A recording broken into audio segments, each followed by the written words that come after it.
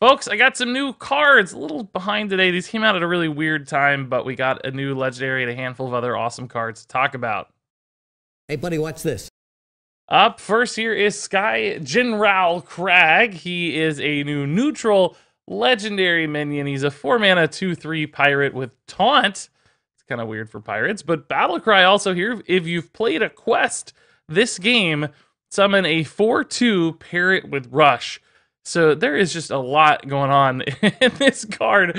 Super weird. So base stat line, obviously not very exciting. 2/3 taunt is not something you want to spend 4 mana on. But if you are a quest deck, and presumably that also implies side quests, as we've seen with other cards, so that gives this a lot of different places it could go. Then you get to summon a 4/2 parrot with rush, and a 2/3 taunt and a 4/2 parrot is pretty solid for 4 mana. Like that's quite a lot of things happening.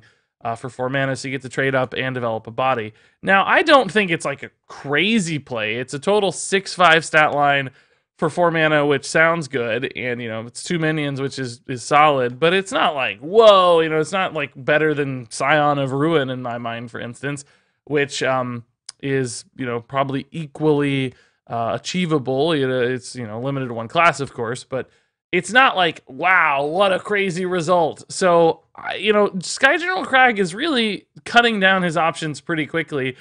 Maybe you want him in a Pirates Energy deck, although you don't need him, because if you care about just addressing the board, a taunt and a rush is pretty cool. But he has to have some kind of quest line, right? So, Quest Shaman has battle cries that could fit. Maybe he goes in rogue with some pirate complement stuff. It's hard to imagine what exactly he would fit into, but I guess, Wild has Quest Warrior of Old that cares about taunt synergies. Like, sure, okay, why not? But it's just like, what does he actually do and where does he go? I'm having trouble figuring that out at first glance. I don't think there's anything where it's like, I have to include Sky General Crag in my deck. I mean, I don't think, for instance, Pirate Warriors care about him right now. So this card leaves me a little lukewarm. I just don't think the payoff is that insane. A lot of conditions. It feels kind of just like haphazardly tossed together to me. I don't know how these things line up for Pirates or Sky General Crag. It doesn't reflect the old Sky Captain Crag we had in the past, other than the fact that he has a parrot, which is kind of cool.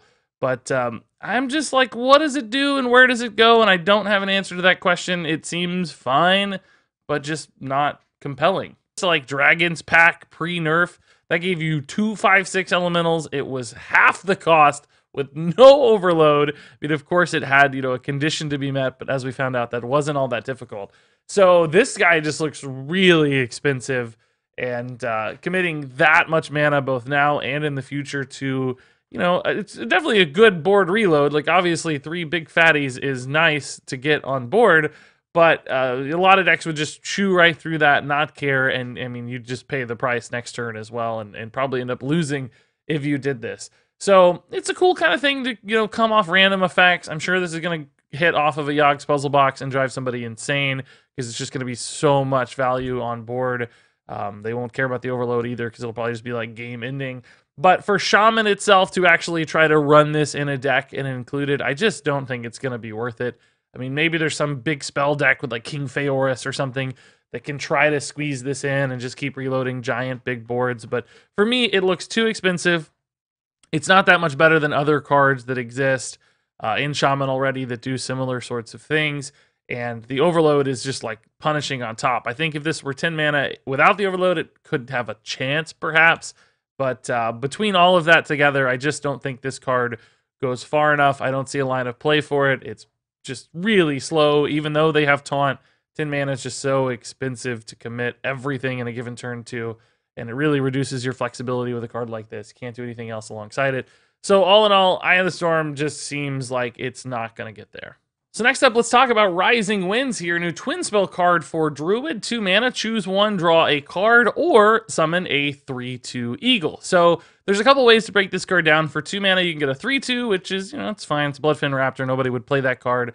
Or you can draw a card for 2 mana. So, it's like a worse Novice Engineer. Like it doesn't have a body, but it draws you a card.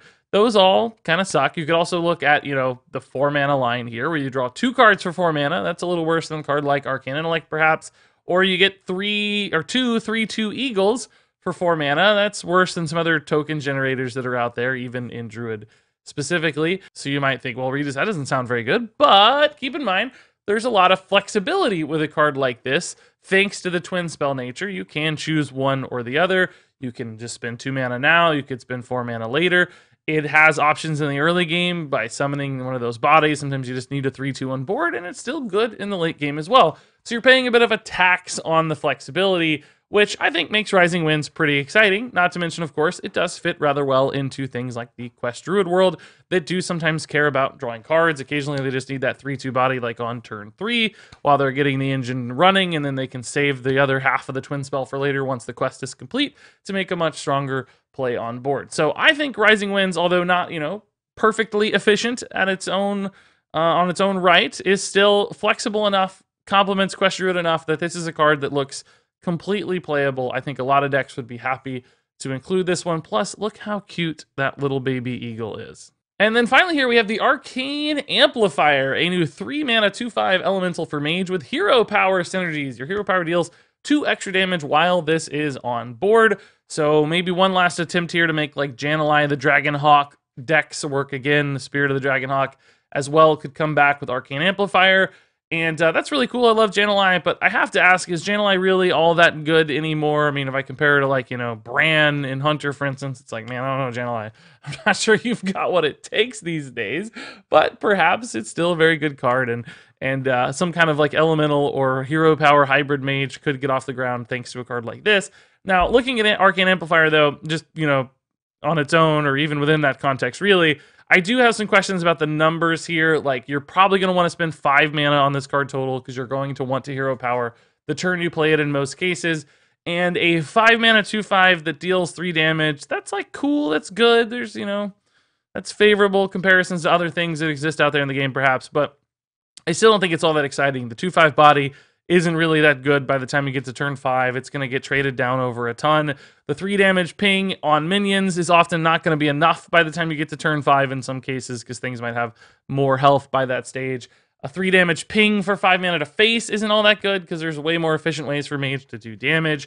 So I have to ask, like, is this really going to make sense? Like, yes, of course you can play this on turn 3 preemptively, hope to get a nice turn 4 out of it, or if this lives on board for multiple turns, you get incremental pings that add up to additional damage.